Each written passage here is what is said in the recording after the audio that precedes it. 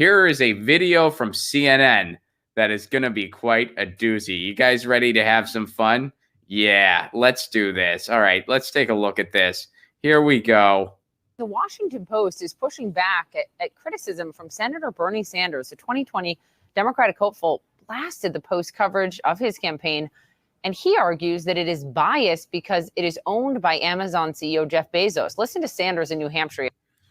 Okay, they ran 16 negative stories on Bernie Sanders in an hour. Remember when that happened? Remember when that happened in 2016? 16 negative stories on Bernie Sanders right in a row, all from the Washington Post. All of them not valid criticisms of Bernie Sanders, just like recycled smears that had no basis, no evidence. 16 of those, just all right in a row. We all remember that. So, gee, I wonder where Bernie comes up with the crazy theory that maybe the Washington Post is a little biased. And he points out the fact that they're owned by Jeff Bezos, who has no business owning a media outlet. That guy owns Whole Foods. He owns Amazon. So, gee, he has a big stock in food supply across this country. He has a big stock in logistics. He is responsible for at least one half of all online commerce. And he owns a newspaper. And he's buddy-buddy with the Pentagon, and he has contracts with them that the rest of the public doesn't know about. Oh, and he tricked a bunch of cities into giving him billions of dollars worth of infrastructure data that he can do whatever he wants with. This guy is literally a real-life Lex Luthor. Man, how out of line for a politician to criticize said corporatist. Yesterday. Anybody here know how much Amazon paid in taxes last year? Yeah. See, and I talk about that all. Okay, so that's just a fact. Bernie Sanders is not calling out or attacking Jeff Bezos or Amazon. He is stating a fact. They paid zero in taxes. That's a fact. All right. All of the time. And then I wonder why the Washington Post, which is owned by Jeff Bezos, who owns Amazon, doesn't write particularly good articles about me. I don't know why. So, I mean, come on. He's the one guy.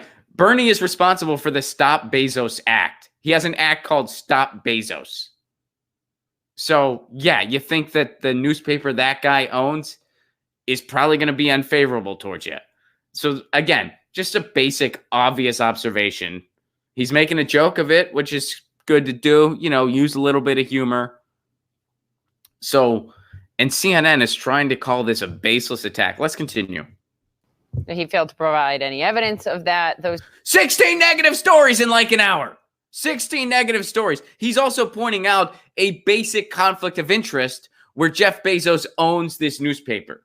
And this bleeds into the predatory nature of our lack of media structure. Now, CNN's not going to point that out. They're going to say that has no evidence that that's baseless. Why is CNN going to say that? Because they're owned by Time Warner. Again, all of the major news outlets in the United States are owned by entities who have no business being in news and information. That's why we don't have news outlets. We have propaganda outlets, which is what CNN is. It is a PR firm for the corporatocracy. That's what CNN is. That's what MSNBC is. That's what Fox News is. And that's why you get segments like this. Those past comments along those lines were echoed. They're calling it a conspiracy theory. All right, what all did Bernie say so far in this segment? What all has Bernie said? Bernie has said that Amazon paid zero in taxes, 100% true. He also said that Jeff Bezos owns the Washington Post. They don't really give him favorable coverage. They don't. There's evidence of all that. Again, 16 negative stories in like an hour. Like all in a row. So where's the conspiracy theory at? What's the conspiracy theory? Everything that they quoted Bernie on so far in this fluff piece is 100% provable and 100% accurate. Where's the conspiracy theory? All right, let's keep watching this drivel.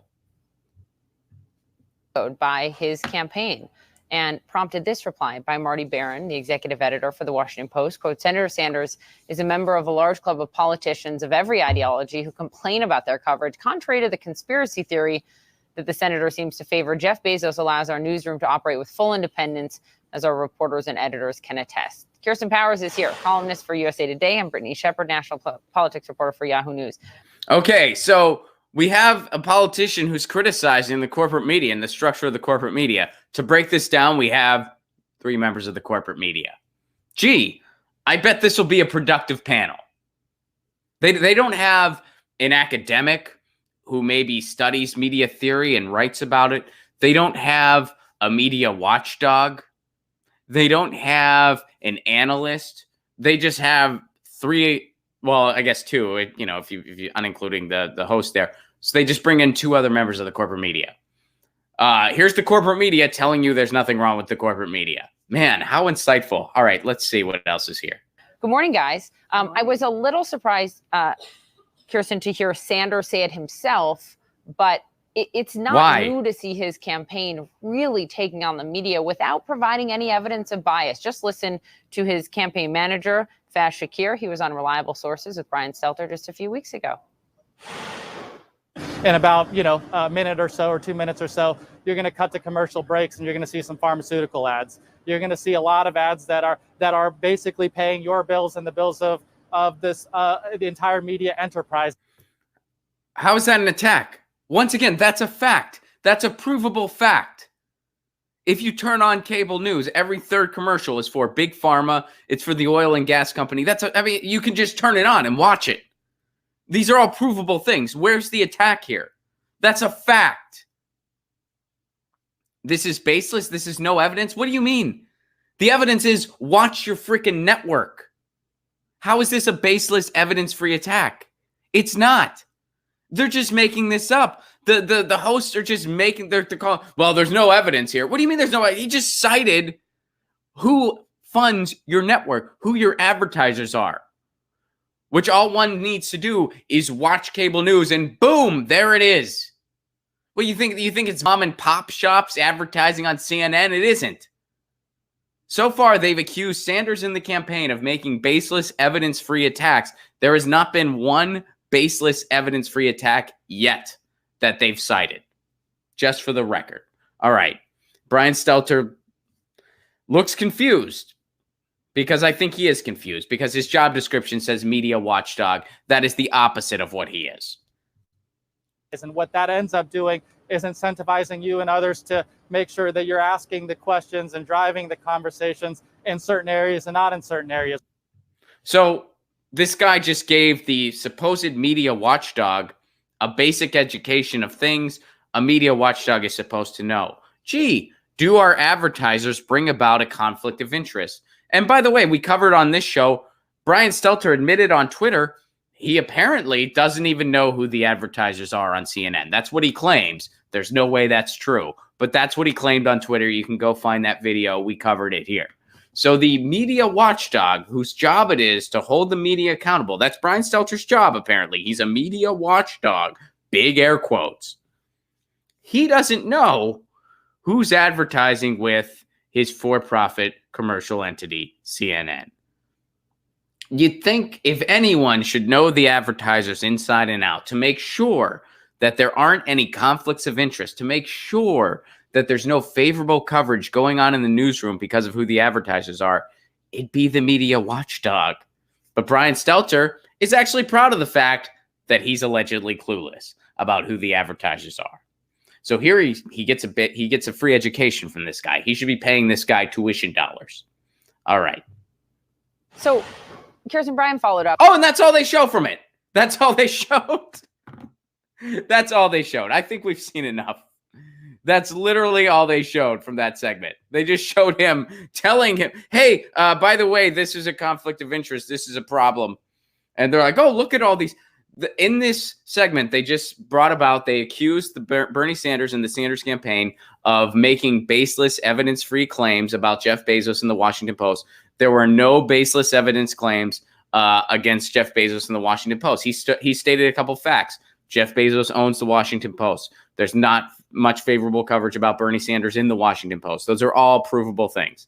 Every single analysis of media coverage on Bernie Sanders in the Washington Post reveals a huge negative slant. Every single one that's ever been looked into. So those are both provable things. Jeff Bezos owns the Washington Post. That's a fact. That is a fact. Amazon paid $0 in taxes. Also a fact. So they're claiming that Bernie made 2 evidence-free, baseless attacks on the Washington Post. And then what do? They show a video of Bernie stating two facts, stating two provable,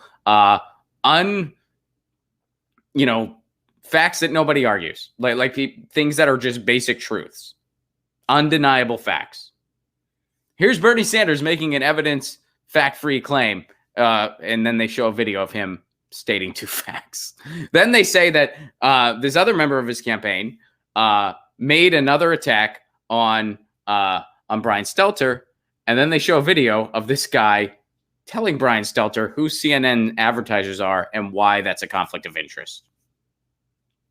Unreal. Oh, and let's look at the title of this video, shall we? Let's go ahead and take a look at the title of this video as it is on YouTube. Here we go. Bernie Sanders makes Trump-like attack on the Washington Post. So I am really not a fan of Trump. That kind of goes without saying at this point. And one of the more annoying parts about what's going on in the corporate media in regards to the Trump administration, now, whenever somebody criticizes the media, which, people who criticize the media are people who are paying attention to what the media is. Anybody with a functioning brain that knows what's going on criticizes the corporate media because they are a disaster, and that's putting it gently. People of all different political persuasions, the left, right, and everything in between, criticize the corporate media. People who come to this country observe the fact that we don't have a news system. That's something that just a basic person who's paying an inkling of attention can observe. Ask if you have friends from Europe or from Canada or from whatever else, just ask them, be like, hey, what'd you notice about our news structure? They're likely to say, you guys don't have one. That's what they're likely to say. So anybody with half a brain criticizes our corporate media. But now, because of what's going on, Trump criticizes the media, which, again, when Trump criticizes the media, he's right for all the wrong reasons. He doesn't criticize the media because of the conflicts of interest that Bernie Sanders and other people bring up. He doesn't criticize the media because they're owned by entities who have no business being in news and information. He doesn't criticize the media because they cut funding for journalism to make the shareholders happy. He doesn't criticize the media because they favor infotainment over actual analysis and news. He criticizes the media because he feels like they're mean to him. That's why Trump criticizes the media. He thinks they're mean to him. And whenever Trump criticizes the media, it's like it's like Frankenstein turning on Victor. The corporate media made Trump possible. They love Trump because he's good for ratings. Trump loves them because he's just a PR specialist in the first place. That's all Trump does. That's all Trump knows. He plays the media like a fiddle. He thinks they're mean to him, and that's why he calls them out. It's a circus. It's theater. And at the end of the day, I guarantee you, there is no bigger fans of the idea of Trump getting reelected than the corporate media. That's CNN, that's Fox News, that's MSNBC. Trump is great for business, and they know it. Get your news on with Ron. Don't you want to know what's going on? We're getting our news on today. Get your news on with Ron. Don't you want to know what's going on? We're getting our news on today. You can tweet me an article at Ron Placone. We'll go through it together and